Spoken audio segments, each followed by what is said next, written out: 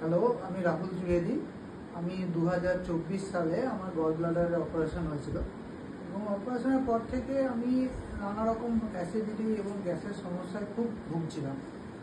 তো তখন আমার দিদি আমাকে একটা ভিস্টিজের একটা প্রোডাক্টের কথা বলে, গল্পের ছলে বলেছিল। এবং আমি অতটা বিশ্বাস করিনি যে এরকম সত্যি হতে পারে। তো আমাকে তখন বলেছিল যে কনসেন্ট্রেট একটা আছে, যেটাতে অনেক মিনারেল আছে ওর মধ্যে, যেটাকে ছোট করে সিএমডি বলে। তুই এটা ইউজ করতে পারিস, প্রত্যেক লিটারে 7 ফোঁটা করে দিলে তুই খেতে পারিস, তার একটু ঠিক হয়ে যাবে।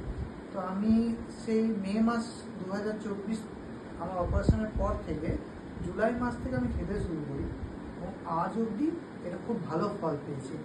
এই ওষুধটা এখন আমার কাছে খুবই খুবই ভালো একটা জলের সাথে মিশিয়ে খাবার এবং সমস্ত শরীরে ভালো, আমার এখন যথেষ্ট ভালো।